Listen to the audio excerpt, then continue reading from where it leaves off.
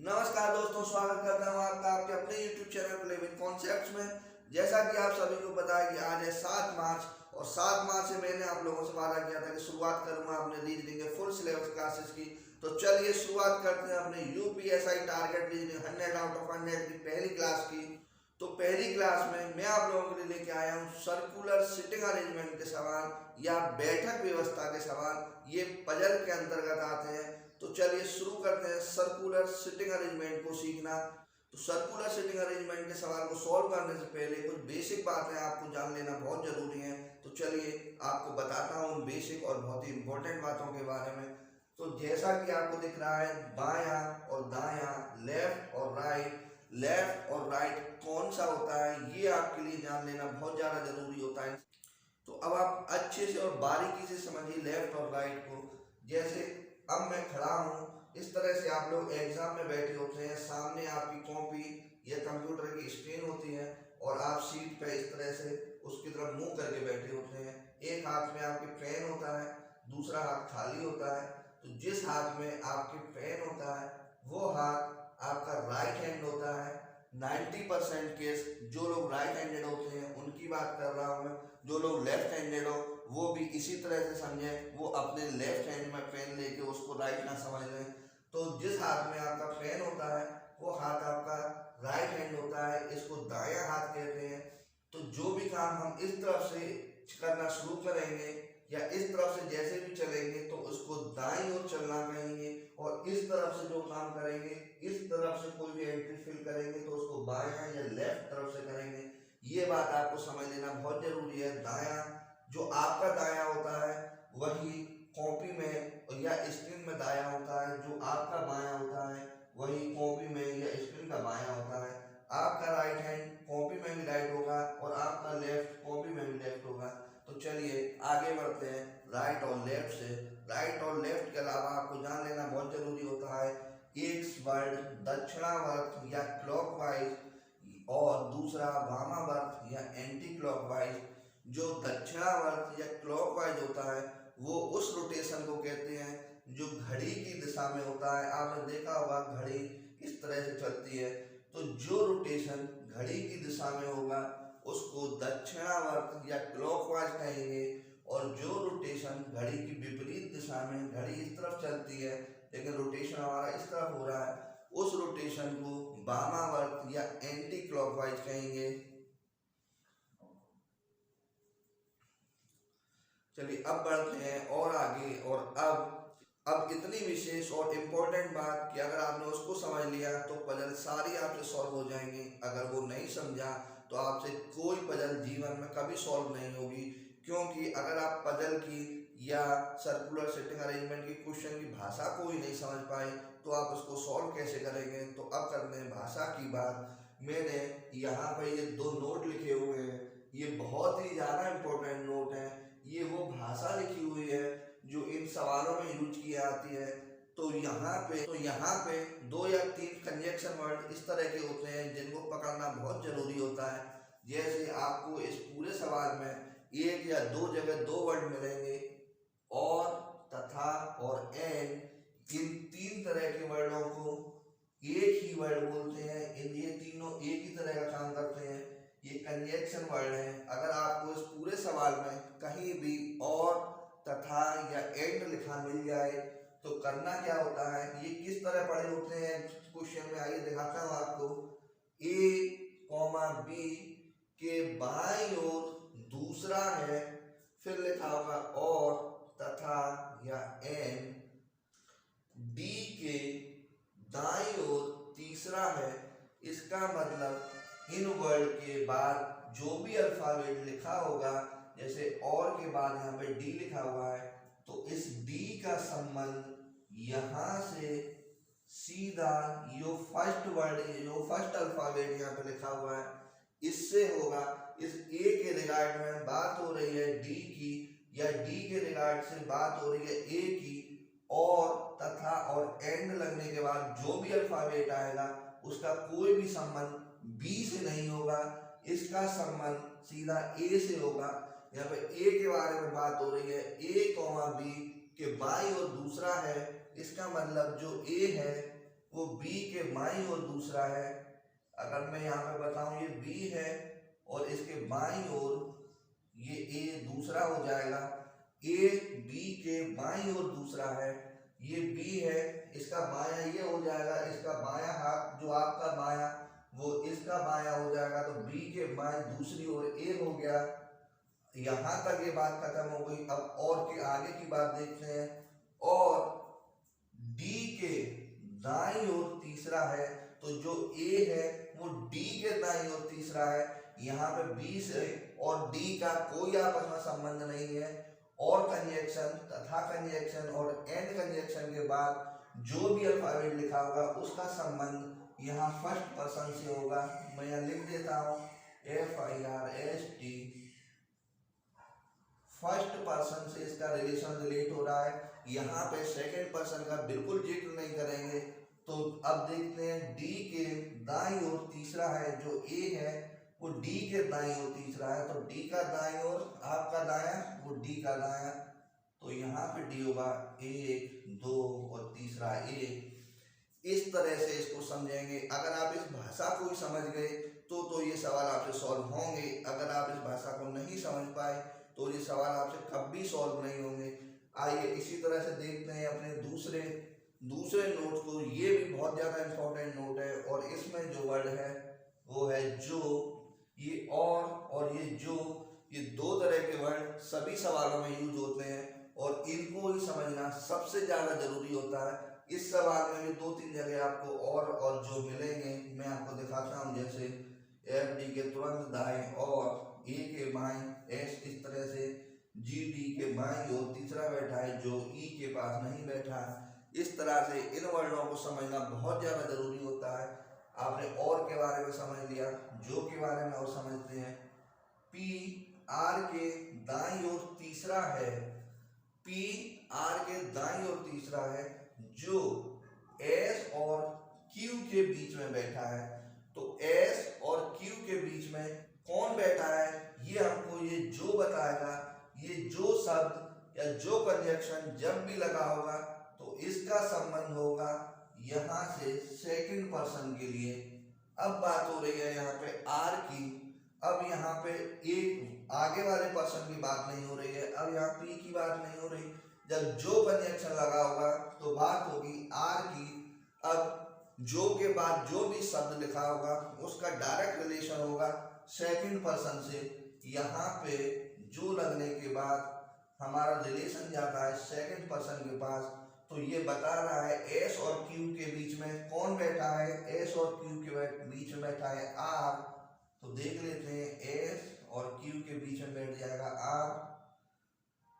P R के दाईं ओर तीसरा है, जो P है वो R के दाईं ओर तीसरा है। R का दायां आपका दायां R का दायां, तो R के दायां का तीसरा 1 2 3 यहाँ बैठ जाएगा P। और उसके आगे कह रहा है जो S और Q के बीच में बैठा है। तो जो R होगा वो S और Q के बीच में बैठ जाएगा। R यहाँ में सेकंड पर्सन है, S और Q के बीच में R बिठा देंगे और R के दाईं ओर तीसरा 1 2 3 P बैठ जाएगा। इस तरह से इन दोनों नोट को समझना आपके लिए बहुत ज़्यादा जरूरी है। अगर आप यही नहीं समझ पाएंगे, ये बेसिक बात है इसकी, तो इन सवाल को कैसे सॉल्व करेंगे, इसकी भाषा को ही नहीं पकड़ पाएंगे।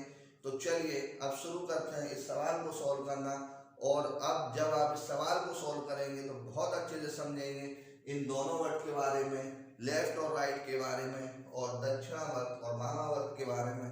तो अब मैं शुरू करता हूँ इस सवाल को सॉल्व करना। अब आप एक एक शब्द को और मेरे एक एक स्टेप को बहुत ही अच्छे से देखिएगा। तो चलिए शुरू करते हैं सवाल।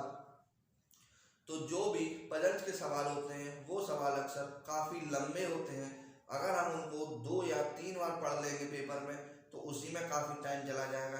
तो पजल सॉल्व करने के लिए एक मूल मंत्र मैं आपको बताता हूँ। पजल को कभी भी एक बार से दोबारा कभी नहीं पढ़ना है, हमेशा सिर्फ एक बार पढ़ना है। और एक बार पढ़ने से जो भी उसमें हमें राइट इन्फॉर्मेशन या सर्टेन इन्फॉर्मेशन मिलेगी उसको हम अपने फिगर में डायरेक्टली ऐड कर लेंगे, और जो भी इन्फॉर्मेशन हमें डायरेक्ट नहीं मिलेगी उसे कोड भाषा में अपने फिगर के पास लिख लेंगे। तो चलिए मैं आपको दिखाता हूँ किस तरह से इसको यूज करते हैं। इस सवाल को हम सिर्फ एक बार पढ़ेंगे, दोबारा नहीं पढ़ेंगे। अगर सवाल ही बार बार पढ़ेंगे तो सॉल्व कब करेंगे। तो चलिए दिखाता हूँ मैं आपको सॉल्व करना। ABCDEFG और H केंद्र की ओर मुख करके बैठे हैं। एक बात और बता दूं, जो भी सर्कुलर सिटिंग अरेंजमेंट के सवाल होते हैं या जो भी सर्कुलर सिटिंग अरेंजमेंट की पजल होती है, ये 3 तरह से पूछी जाती है। पहला तरीका कि सभी लोग केंद्र की ओर मुंह करके बैठे हैं, सभी लोग एक वृत्ताकार टेबल के चारों तरफ बैठे हैं जिनका मुंह केंद्र की ओर है। और दूसरा सवाल जिसमें कुछ लोग केंद्र की ओर मुंह करके बैठे हैं और कुछ लोग केंद्र के बाहर की ओर मुंह करके बैठे हैं। तो इन 2 तरह के सवालों को तो हम आज इसी क्लास में सीखेंगे। और तीसरा बहुत ही इम्पोर्टेंट और बहुत ही बड़ा सवाल जिसमें कुछ लोग केंद्र की ओर मुंह करके बैठे होते हैं, कुछ लोग केंद्र के बाहर की ओर मुंह करके बैठे होते हैं, कैसे भी दे देता है, लेकिन उसमें साथ में उन लोगों का व्यवसाय या उनकी रुचि या उनसे जरूरी कोई एक चीज और जोड़ देता है।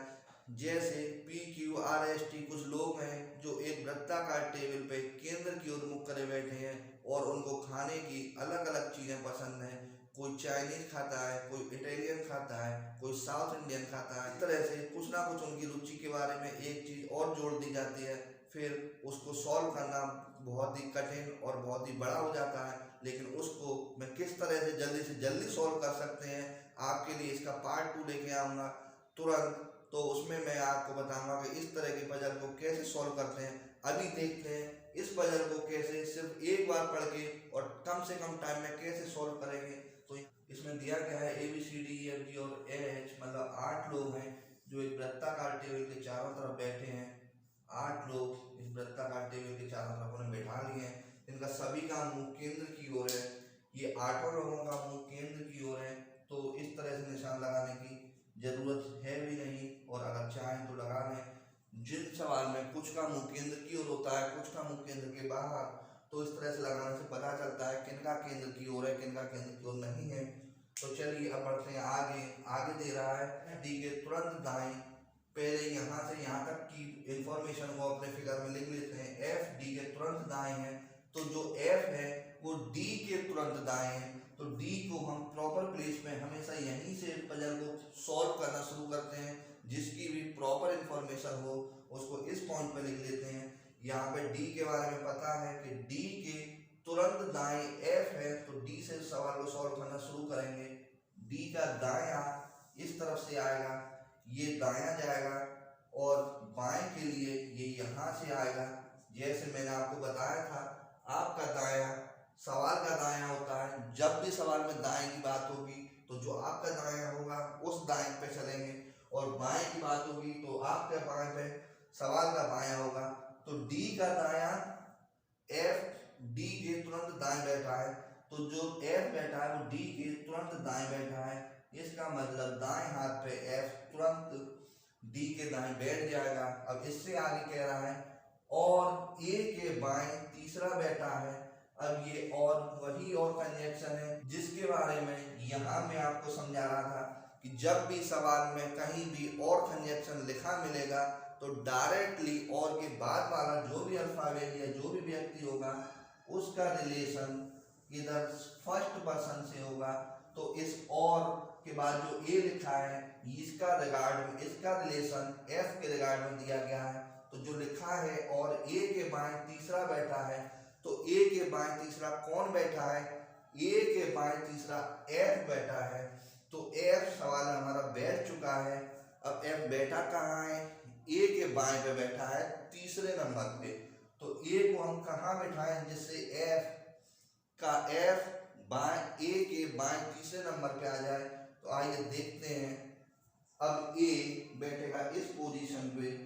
जब A यहाँ बैठेगा और इसके आगे टेबल पड़ी है, अब A इस तरह से बैठा है। आप जिस पर्सन को भी जहाँ भी बिठाएं उसकी इमेज अपने दिमाग में ये मान के चलें, यहाँ वो पर्सन नहीं, मैं खुद बैठा हूँ। मैं खुद का मतलब मैं नहीं, आप लोग जब आप पेपर सॉल्व कर रहे हैं तो जिस तरह से एक एक पर्सन को बिठाएंगे उसकी जगह आप खुद भी बैठेंगे, जिससे आपको क्लियर होता रहेगा कि मैंने इसका दायां और बायां सही किया है या नहीं।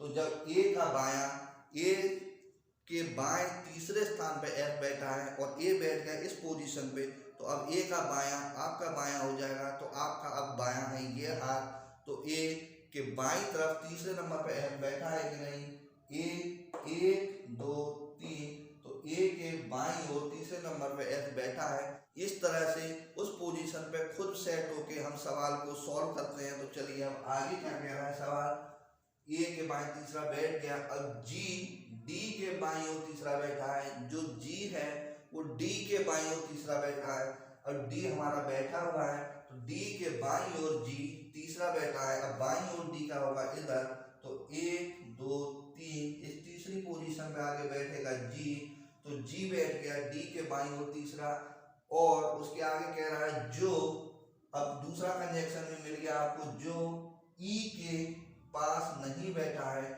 अब इस जो से कौन जुड़ता है, जो से जुड़ता है सेकंड पर्सन, तो यहाँ सेकंड पर्सन है D, अब D के बारे में कह रहा है जो E के पास नहीं बैठा है, जो D है वो E के पास नहीं बैठा।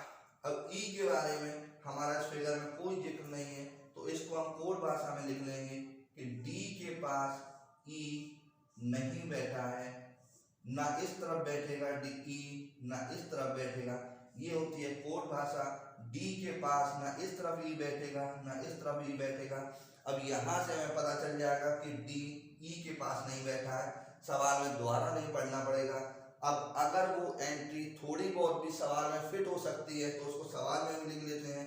यहाँ पे D की एक तरफ की जगह तो भरी हुई है, दूसरी तरफ की जगह बची हुई है, तो अब इस दूसरी जगह पे E नहीं बैठेगा, क्योंकि सवाल में दिया गया है कि जो E है वो D के पास नहीं बैठा है। तो चलिए आगे बढ़ते हैं सवाल को और देखते हैं। अब कह रहा है वो B G के पास बैठा है, जो B है वो G के पास बैठा है। अब G के पास एक तरफ की जगह तो भरी हुई है, A से एक तरफ की जगह खाली है, तो B G के पास यहीं बैठ जाएगा, क्योंकि एक तरफ की जगह भरी हुई है। अब B G के पास बैठा है किंतु D के पास नहीं, अब B यहीं बैठ जाएगा और D से दूर है। तो अब इस कंडीशन को चेक करें, पता नहीं क्यों लिख दिया है ये D के पास नहीं है, तो D के पास तो वैसे भी नहीं है क्योंकि एक जगह खाली है और D काफी दूर है और G के पास बैठ ही गया है। तो चलिए आगे देखते हैं।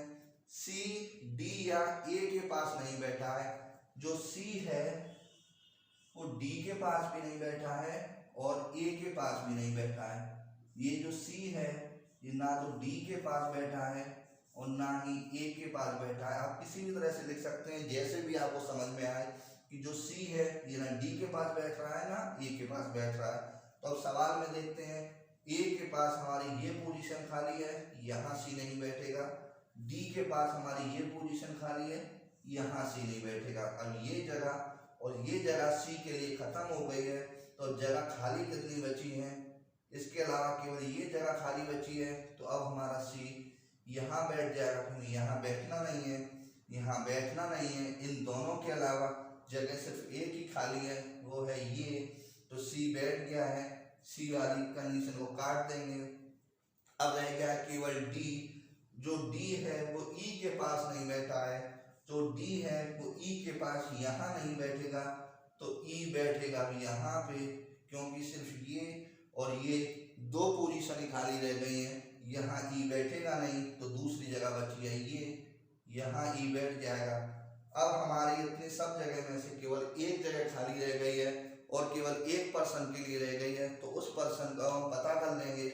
ऐसा कौन पर्सन है, A B C D E F G H रह गया है और एक जगह रह गई है, तो उस एक जगह पे अब आएगा H, और ये सवाल हो चुका है पूरा, इसमें सभी लोग कहीं ना कहीं बैठ चुके हैं।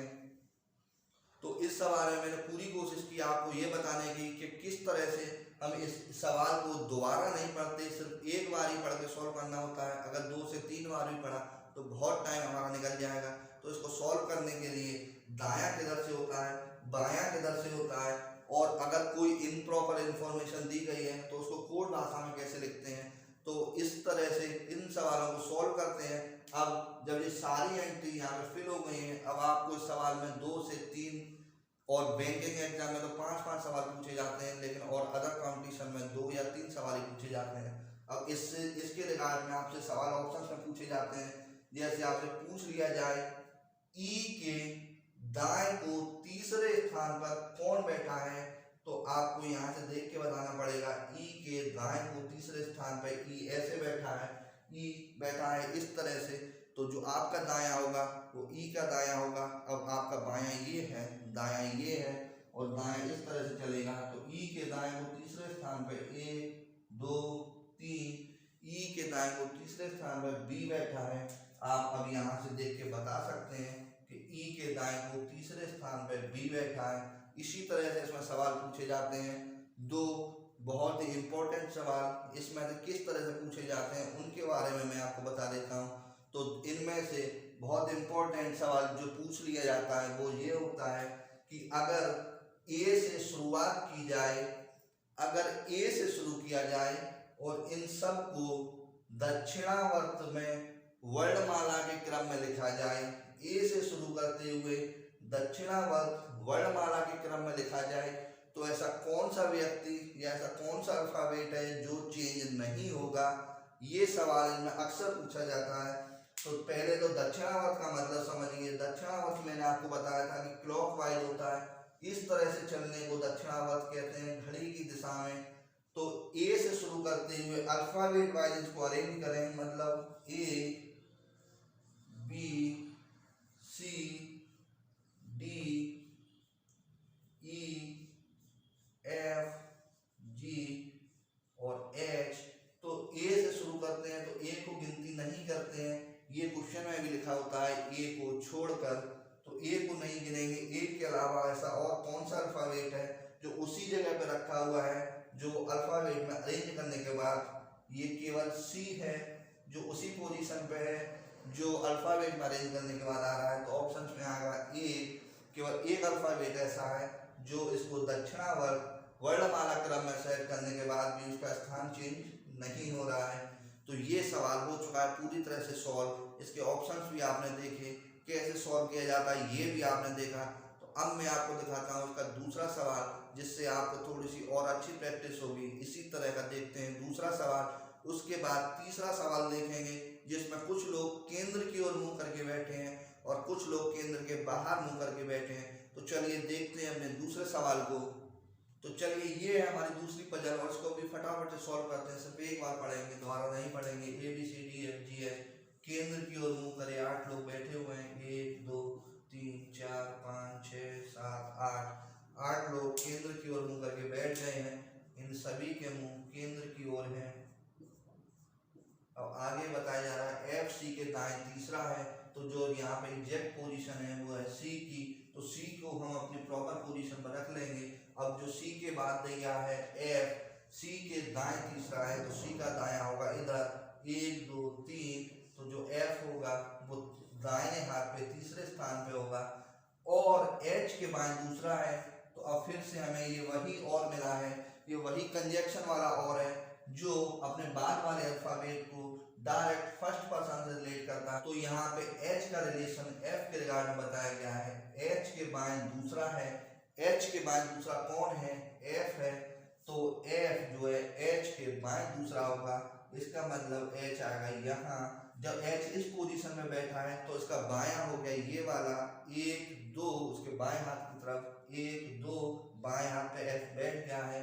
यहाँ तक हो गया सवाल खत्म। आगे देखते हैं डी। सी या एच का निकटतम पड़ोसी नहीं है। जो डी है वो सी के पास भी नहीं बैठा है, इसका मतलब डी यहाँ भी नहीं बैठेगा, यहाँ भी नहीं बैठेगा। सी के दोनों तरफ डी नहीं बैठेगा और एच के पास भी नहीं बैठेगा। अब एच के पास नहीं बैठेगा तो यहाँ भी नहीं बैठेगा और यहाँ भी नहीं बैठेगा। अब डी यहाँ नहीं बैठा है, यहाँ नहीं बैठा है, यहाँ नहीं बैठा है, यहाँ नहीं बैठा है, तो जगह बची केवल एक डी के लिए, वो थी ये। अब डी भी बैठ चुका है। डी सी एच का निकटतम पड़ोसी नहीं है, हो गया खत्म। ई ए के तुरंत दाएं है। जो ई है और ना यहाँ पे इस सवाल में ई का पता है ना ए का पता है, तो इसको कोड भाषा में लेके आना पड़ेगा। जो ई है वो ए के तुरंत दाएं है, मतलब ए इधर और ई इधर, इसके तुरंत इमीडिएटली राइट हो जा। ए के इमीडिएटली राइट हो गया ई, ये के तुरंत दाएं है, जो फिर मिलेगा हमें जो जी के दाएं दूसरा बैठा है। अब जी के दाएं दूसरा कौन होगा, जी रिलेट करता है सेकंड पर्सन, जो रिलेट करता है सेकंड पर्सन से, तो जी का रिलेशन दिया गया है ए के रिगार्ड में। जो जी के दाएं दूसरा है, जी भी यहाँ पे नहीं है, तो जो जी है उसके दाएं दूसरा, इसका मतलब जी यहाँ और एक जगह बीच में खाली, उसके बाद ए फिर ई, ये यहाँ से यहाँ तक की कंडीशन में यही बताया गया है। इसको हमने इस कोड में लिख लिया है। इसको देख के हमें पता चल रहा है जी के दाएं दूसरे स्थान पे, दूसरे राइट पे ए बैठा है और ए के इमीडिएटली ई बैठा है। ऐसा हमने यहाँ से पढ़ के कोड में लिख लिया है। बार बार हम सवाल को नहीं पढ़ेंगे, अब केवल इस इंफॉर्मेशन को देखेंगे और समझ जाएंगे कि जो ई है वो ए के तुरंत दाएं बैठा है और जो ए है वो जी के दाएं दूसरे स्थान पे बैठा है। तो अब इस इंफॉर्मेशन को यहाँ पे फिल करने के लिए अब करना क्या है, देखना है हमें कौन सी जगह 1 2 3 4 जगह हमें चाहिए खाली, जहाँ पे जी उसके बाद में ए और ई को बिठा सकें। अब डी तो बैठ ही क्या है, तो डी को हम यहाँ पे हटा देते हैं। आइए अब चेक करते हैं ऐसी पोजीशन को जिसमें पहले जी आए, फिर एक जगह या तो कोई बैठा होगा या खाली होगी, फिर ए और ई आए। तो जैसे अगर मैं मान लूँ यहाँ से मैं शुरू करूँ, यहाँ पे लिखूँ जी, फिर ये जगह खाली, यहाँ डी बैठा हुआ है, या तो डी मान लूँ या खाली, फिर ए, लेकिन यहाँ पे एफ बैठ गया। ये जगह इस कंडीशन के लिए सूटेबल नहीं है, छोड़ते हैं इसको। अब देखते हैं इस खाली जगह को। इस खाली जगह में क्या है, जी यहाँ पे बैठेगा, फिर एक जगह खाली या कोई बैठा हुआ चल जाएगा, क्योंकि यहाँ पता नहीं क्या है, यहाँ पे एच हो सकता है, तो यहाँ पे जी, फिर एक जगह खाली, फिर ए, फिर ई। तो इस पोजीशन से एक पॉसिबिलिटी बन रही है कि यहाँ पे जी आ सकता है, यहाँ पे ए आ सकता है और यहाँ पे ई आ सकता है, लेकिन ऐसा अभी तक कंफर्म नहीं है। उसके बाद में यहाँ से चेक करूँ तो यहाँ पे जी, फिर ये जगह खाली, यहाँ ए, ऐसा नहीं हो रहा है। यहाँ से चेक करूँ तो यहाँ पे जी, फिर एक जगह खाली, फिर ए, फिर ई, लेकिन ई की जगह यहाँ पे डी बैठा हुआ है। तो सारी जगह खत्म हो चुकी हैं, बचेगी यही जगह। तो यहाँ पे जी, ये एक जगह खाली, यहाँ पे एच बैठा हुआ है, इससे हमें यहाँ पे कोई संबंध नहीं है। हो सकता है खाली हो सकता है बैठा हो। तो जी, फिर खाली, फिर ए, फिर ई। तो ये हमारी जो कंडीशन बनी थी उसको ये जगह फॉलो कर रही है, तो ये जगह इन्हीं के लिए होगी। अब इसको काट देते हैं और अपनी इस जगह को प्रॉपर फिल कर लेते हैं। जी यहीं आएगा, ये यहाँ आएगा, ई यहाँ आएगा। अब बचा क्या और रह क्या गया, इसको देखते हैं। ए, इसमें शायद बी अभी कहीं नहीं आया है और एक जगह ये खाली है, तो यहाँ आ जाएगा अब B. A B C D E F G H सारी जगह भर गई हैं। किस तरह से सवाल को मैंने सॉल्व किया, इस सवाल को मैंने दोबारा भी नहीं पढ़ा, एक कंडीशन बनाई या एक कोड बनाया जिसको मैंने यहाँ लिखा। सॉल्व होने के बाद उस कोड को भी काट दिया, उसके बाद उस कोड के द्वारा मैंने यहाँ पे कैसे भरा, आप सभी लोगों ने बहुत अच्छे से देखा होगा। अगर नहीं देखा तो वीडियो को बैक करके देखिए और अच्छे से समझिए। अब मैं तीसरा सवाल आपको बताने जा रहा हूँ, जिसमें कुछ लोग केंद्र की ओर मुंह करके बैठे हैं और कुछ लोग केंद्र के बाहर की ओर मुंह करके बैठे हैं। उससे पहले 2 सवाल इस पजल से भी देख लेते हैं जो एग्जाम में पूछ लिए जाते हैं। तो आइए देखते हैं उन सवालों को जो इसके बारे में पूछे गए हैं। पूछा क्या है, सी के बाएं दूसरा कौन है, तो सी है यहाँ पे, बाएं का मतलब इधर, तो सी के बाएं दूसरा 1 2, तो ए के बारे में बात हो रही है। सी के बाएं दूसरा है ए। आइए देखते हैं इसका दूसरा सवाल भी। इसके दूसरे सवाल में पूछा गया था, व्यक्तियों के किस जोड़े में पहला व्यक्ति दूसरे व्यक्ति के दाएं बैठा है।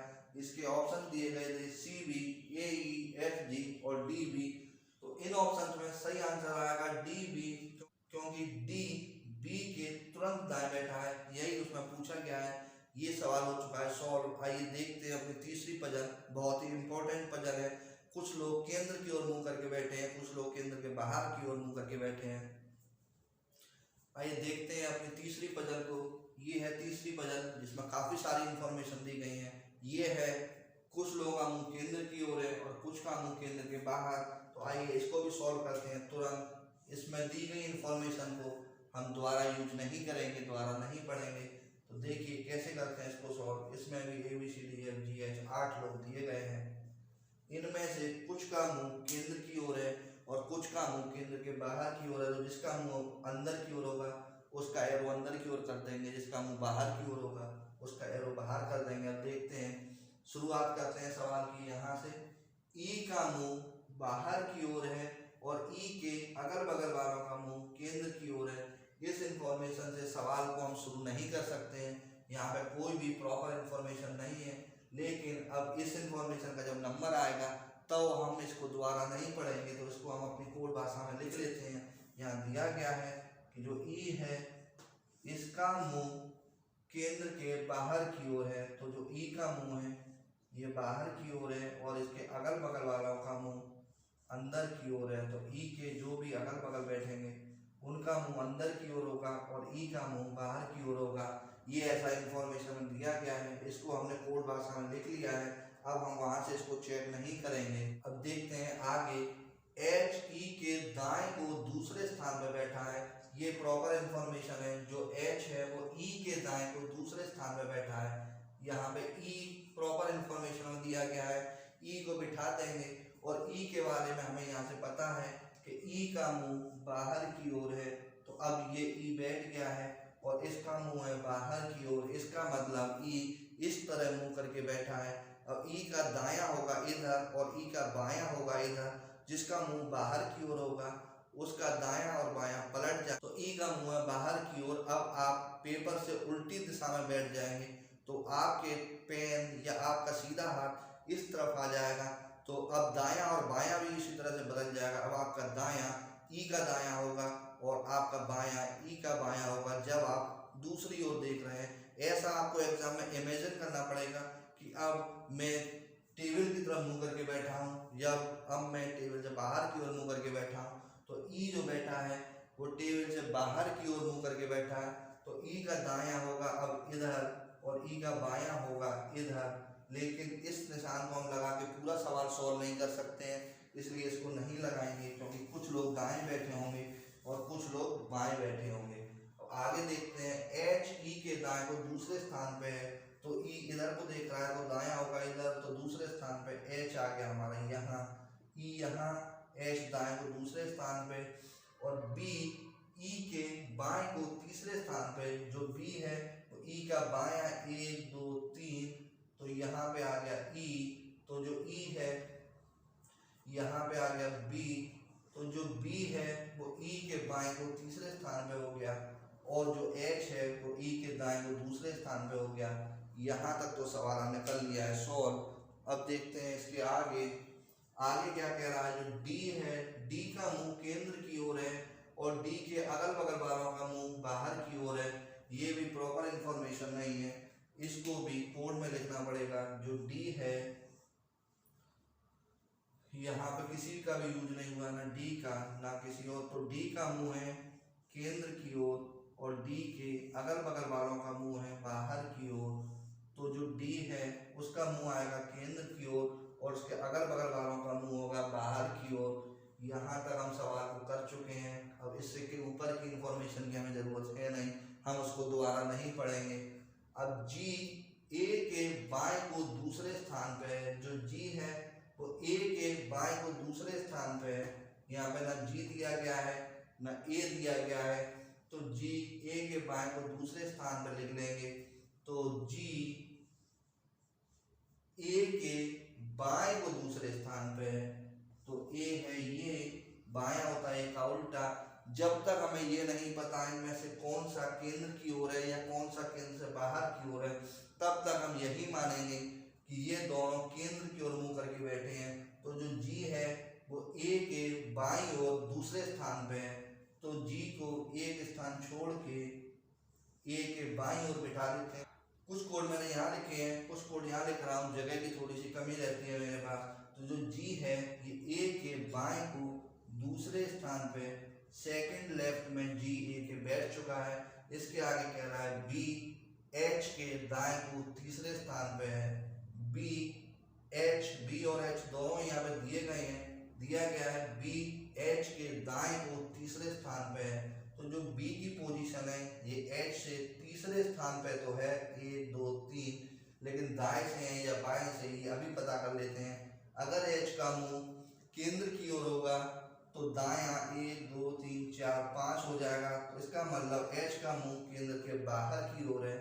जो एच का मुंह है ये केंद्र के बाहर की ओर है, तो अब इसका दायां हो जाएगा 1 2 3। तो एच से बी दाएं तीसरी ओर, मतलब एच का मुंह केंद्र के बाहर की ओर, और ई के अगल बगल वालों का मुंह केंद्र की ओर दिया था, तो इनका मुंह हम केंद्र की ओर कर लेते हैं। चलिए अब देखते हैं आगे। यहाँ तक हमारा सवाल हो चुका है सॉल्व। अब दे रहा है एफ डी के बगल में बैठा है। जो एफ है वो डी के बगल में बैठा है। तो यहाँ पे ना एफ के बारे में बताया ना डी के बारे में, सिर्फ यहाँ इतना बताया कि जो डी है वो केंद्र की ओर मुंह करके बैठा है। तो जो एफ है वो या तो यहाँ बैठा होगा या यहाँ बैठा होगा। तो सिर्फ इतना पता चल रहा है उसका मुंह केंद्र से बाहर की ओर होगा। अब देखते हैं आगे। एफ डी के बगल में बैठा है, सी जी के बगल में बैठा है। तो जो सी है वो हमारा जी ये रहा, ना जी भी यहाँ नहीं है ना सी भी नहीं है। तो ये सारी बातें हम कोड में लिखते चलेंगे। तो जो सी है वो जी के बगल में बैठा है, तो सी या तो यहाँ बैठेगा या इस पोजीशन में बैठेगा, ये भी जगह खाली है। तो सी हमारा या तो यहाँ बैठ जाएगा या यहाँ बैठ जाएगा, जी के बगल में ही बैठेगा लेकिन। और आगे दिया गया है डी बी के बगल में नहीं बैठा है ना डी, हाँ बी हमारा बैठा हुआ है। तो जो डी है वो बी के बगल में नहीं बैठेगा। इसका मतलब डी यहाँ नहीं बैठेगा और डी यहाँ नहीं बैठेगा। अब हमने सवाल पूरा पढ़ लिया है। अब सवाल को हम दोबारा नहीं पढ़ेंगे। अगर दोबारा पढ़ते रहेंगे तो इसी में उलझे रहेंगे। अब केवल ये कुछ हमारे कंडीशन बन के आ गए हैं या कोड बन के आ गए हैं, इनके द्वारा ही अब हम इस सवाल को सॉल्व कर लेते हैं। तो यहाँ पे सबसे ज़्यादा बार जिक्र हो रहा है डी का, तो आइए डी को ही उठाते हैं। सबसे पहले डी के बारे में हमें पता है, डी का मुंह केंद्र की ओर है और डी के बगल में एफ बैठा है। इसका मतलब डी के साथ हमें दो जगह खाली चाहिए एक साथ, डी को बिठाने के लिए और एफ को बिठाने के लिए। अब डी यहाँ नहीं है और यहाँ नहीं है, डी यहाँ नहीं है, यहाँ नहीं है बी के बगल में, डी यहाँ पे, डी का मुंह केंद्र की ओर है, हाँ यहाँ का मुंह केंद्र की ओर है, डी यहाँ बैठ सकता है तो एफ यहाँ बैठेगा। हमें अब दो जगह खाली चाहिए एक साथ। एक तरफ तो ई बैठा है, अगर हमने एक कंडीशन में डी को यहाँ बिठा लिया तो दूसरी कंडीशन में एफ यहाँ बैठ सकता है, ऐसा पॉसिबल है। डी और एफ दो जगह खाली हैं। इसी तरह डी यहाँ नहीं बैठेगा, तो अगर डी को मैं यहाँ बिठाऊं तो एफ के लिए जगह खाली नहीं है इस तरफ, लेकिन एफ के लिए जगह खाली है इस तरफ। तो डी यहाँ भी आ सकता है और एफ यहाँ भी आ सकता है। ये दो केस हमारे बन के आ रहे हैं, लेकिन डी यहाँ नहीं आएगा क्योंकि एफ के लिए जगह खाली नहीं है। डी और एफ या तो यहाँ आएंगे या डी और एफ यहाँ आएंगे। ऐसा हमने इस कंडीशन को देख के आधा तो सॉल्व कर लिया है, लेकिन अभी बात पूरी नहीं हुई है। डी और एफ के बारे में अभी प्रॉपर जानकारी नहीं मिली है। तो अब अपनी दूसरी कंडीशन को चेक करते हैं जो हमें मिली है सी जी सी ए के रूप में। अगर इस कंडीशन को हम यहाँ पे फॉलो करते हैं तो हमें कम से कम 3 जगह चाहिए। अगर सी यहाँ पे है तो लगातार 3 जगह चाहिए, अगर सी यहाँ नहीं है तो हमें लगातार 4 जगह चाहिए। तो आइए ए के बाएं से ये कंडीशन बनी है कि ये सभी लोग ए के बाएं दूसरी ओर जी है। तो अब इसको हम इसमें फिगर में रखना शुरू करते हैं ए की तरफ से। अब हमें 4 जगह चाहिए, सारी खाली जगह चेक करते हैं। अगर मैं ए को यहाँ बिठाऊं, ए होगा यहाँ, ये जगह खाली, ये जगह सी जी की और ये जगह सी की, यहाँ फॉलो नहीं कर रहा है। अगर मैं ए को यहाँ बिठाऊं तो ए ये जगह खाली, यहाँ जी नहीं बैठेगा। अगर मैं ए को यहाँ बिठाऊं तो ये जगह खाली, यहाँ जी नहीं बैठेगा। अगर मैं ए को अब यहाँ बिठाऊं तो यहाँ से दाईं तरफ यहाँ पे ए, ये जगह खाली, यहाँ जी, यहाँ सी, ये फिर से मेरी इस कंडीशन के लिए सबसे सेट जगह आ रही है। तो मैं इन वैल्यू को यहाँ पर लिख के देख लेता हूँ। ए यहाँ आ जाएगा, ये जगह खाली, यहाँ पे G आ जाएगा और यहाँ पे C आ जाएगा। ये पूरी सेट बन रही है। इसके बाद अब बचता है D और F। तो D और F अब यहाँ नहीं आएंगे क्योंकि अब हमें G और C को उठा के तो इधर ला नहीं सकता हूँ, ये A के साथ ही चल रहे हैं। तो D और F अब आएंगे इधर। तो F तो जो D है वो B के पास नहीं बैठ रहा है, ये इस कंडीशन में दिया गया है। तो अब यहाँ पे जो बैठेगा B के पास वो बैठेगा F और यहाँ जो बैठेगा वो बैठेगा D। अब शायद ये सभी लोग अपने आपस में सारी जगह बैठ चुके हैं, A B C D E F G और H। हाँ, ये सभी लोग बैठ चुके हैं। सारी कंडीशन खत्म कर दीजिए, ये सारी प्रॉपर पूरी हो चुकी है। जो E के अगल बगल बैठे थे उनके मुंह थे अंदर की ओर और जो D के अगल बगल बैठे हैं उनके मुंह है बाहर की ओर। तो ये बाहर है ही है, ये भी बाहर हो जाएगा। E के अगल बगल वालों का मुंह हो गया अंदर, D के अगल बगल वालों का मुंह हो गया बाहर। सिर्फ इतनी ही इंफॉर्मेशन इसमें दी गई है। सिर्फ 1 2 3 4 और 5 लोगों का मुंह हमें पता चलेगा, किसका मुंह बाहर है किसका मुंह अंदर है। इन 3 लोगों के मुंह के बारे में हम सवाल में नहीं बता सकते हैं कि इन तीनों का मुंह अंदर की ओर है या बाहर की ओर है। अगर हमसे क्वेश्चन में ये पूछ लिया जाता है कि C का मुंह किस दिशा में है, या केंद्र की ओर है या केंद्र से बाहर की ओर है, तो ऑप्शंस हमें लगाना पड़ेगा। आंकड़े पर्याप्त नहीं है या इस बारे में कोई जानकारी नहीं दे सकते। इसी तरह से G और B के बारे में भी यही बताना पड़ेगा। तो आइए कुछ इसके क्वेश्चन देख लेते हैं। और अगर आपको ये पजल सॉल्व करने को नहीं समझ में आया हो तो एक बार इस वीडियो को बैक करके देखिए, अच्छे से देखिए, अच्छे से समझिए, दायां और बायां समझिए, दक्षिणावर्त और वामावर्त समझिए और इस कंडीशन को तो सबसे ज़्यादा समझिए क्योंकि यही वो कंडीशन है जिससे आप पजल को पकड़ सकते हैं, पजल की भाषा को समझ सकते हैं और पजल को सॉल्व कर सकते हैं। तो आइए मैं इसके कुछ 1 या 2 सवाल आपको दिखा देता हूँ, उसमें किस तरह के सवाल पूछे गए हैं। इसमें पूछा गया है ये 4 किसी तरह से समान है, एक इनमें से भिन्न है, वो कौन सा? HA FH GC DA और AE। तो ये जो 4 दिए गए हैं इनमें से जो दो ग्रुप दिए हैं इनमें से सभी ग्रुप वालों के मुंह हमें पता है कि इनके मुंह केंद्र के अंदर की ओर है या केंद्र के बाहर की ओर है, लेकिन G और C के ग्रुप का हमें मुंह नहीं पता है, उसका निर्धारण हम नहीं कर सकते हैं कि इनका मुंह केंद्र की ओर है या केंद्र के बाहर की ओर है। तो इसका आंसर आएगा G और C। एक सवाल में फिर से वही पूछा गया है जो मैंने आपको पहले बताया था, घड़ी की दिशा में A से शुरू करके किसका स्थान परिवर्तित नहीं होगा। तो देखते हैं A B C D E F G और H। इसमें केवल F ऐसे स्थान में बैठा है जिसको घड़ी की दिशा में वर्णमाला क्रम में अगर द्वारा से बैठाया जाए तो स्थान परिवर्तित नहीं होगा। A को गिनती नहीं करेंगे क्योंकि A से ही शुरू किया जाता है, तो जहाँ से शुरू करते हैं उसको ऑप्शन में नहीं गिनते हैं, तो केवल F आएगा। इसका मतलब केवल एक व्यक्ति ऐसे स्थान में बैठा है जिसका स्थान परिवर्तित नहीं होगा। देखते हैं एक और क्वेश्चन जो उसमें पूछा गया था, घड़ी की दिशा में A व C के बीच में कितने व्यक्ति बैठे हैं। तो A बैठा है यहाँ पे और C बैठा है यहाँ पे और घड़ी चलती है हमारी इस तरह से। तो इधर से शुरू करके इस तरह से A और C के बीच में 1 और 2 केवल 2 व्यक्ति बैठे हैं। इसका आंसर आएगा 2 कि घड़ी की दिशा में A और C के बीच में 2 व्यक्ति बैठे हैं। इसके लिए आपको सीखना पड़ेगा लेफ्ट राइट, दक्षिणावर्त, वामावर्त, इनकी जानकारी होना आपको बहुत ज़्यादा जरूरी है। लेफ्ट और राइट में तो आप जीवन में कभी कंफ्यूजन नहीं होंगे अगर आप अपने हाथ के अकॉर्डिंग काम करेंगे।